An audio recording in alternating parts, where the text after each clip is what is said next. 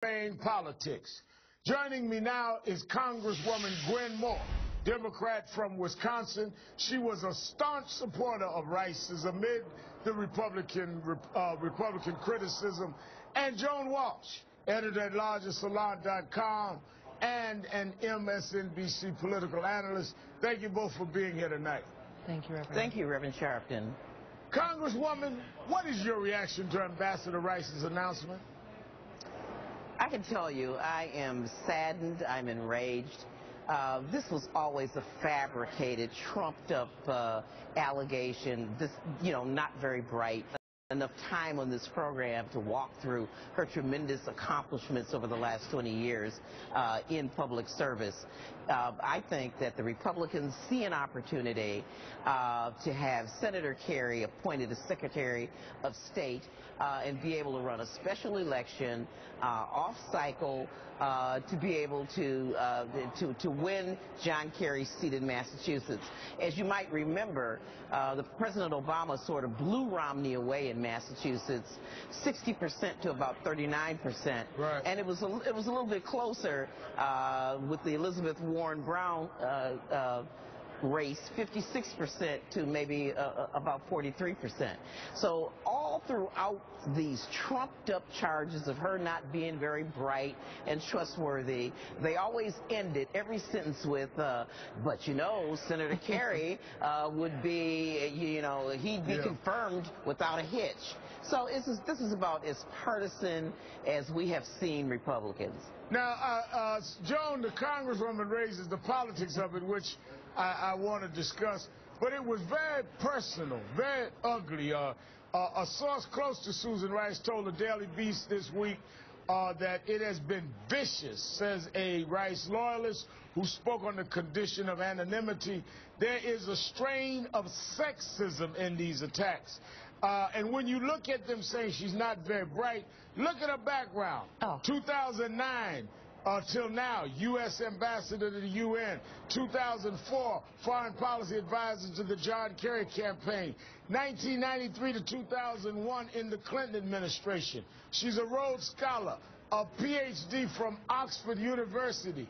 I mean, to say she's not bright is just absolutely outrageous. No, I mean, Reverend Al, the body language when they talked about her. I'm saying I don't trust her. It's so personal. It's very deep. It's very, very disturbing. And it's also deeply political.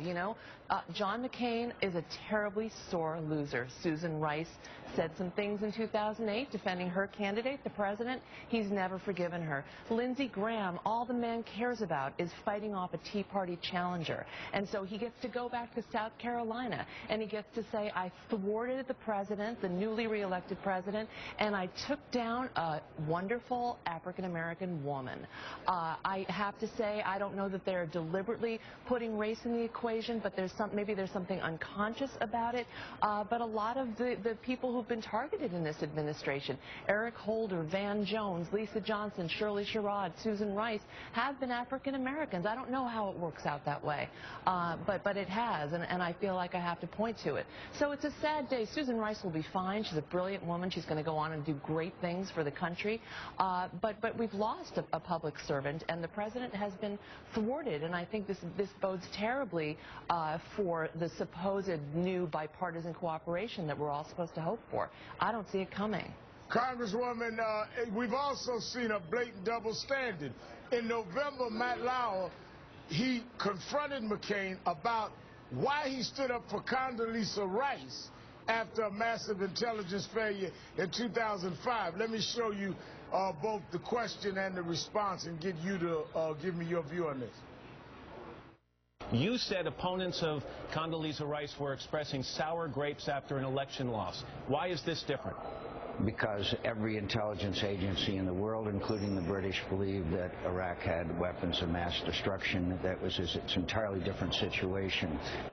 So when the intelligence believed there were weapons of mass destruction that were there, it was fine because they believed it. But when they give Susan Rice talking points that they believe to be true, all of a sudden she's not bright, she can't be trusted, she can't be the Secretary of State. What kind of nonsense is this, Congresswoman?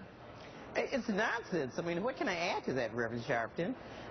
You're absolutely right. The intelligence community stands behind Susan Rice 100% for presenting the intelligence they had at that time. And of course, I would have to agree with Joan Walsh. I mean, her analysis is painfully accurate, and apparently Republicans have not learned one darn thing from the election, that as they continue to isolate women, isolate people of color, their chances of ever being a legitimate party, a significant party to be able to take over the White House again beyond their gerrymandering is really in jeopardy. Right. Congresswoman Gwen and Joan Walsh, thank you both for your time. Thanks, Reverend Al. I've read your book, Joan. It's brilliant. Oh, thank you, Congresswoman Moore. I really appreciate that. All right. Breaking news. Tonight, Speaker Boehner and President Obama now meeting at the White House.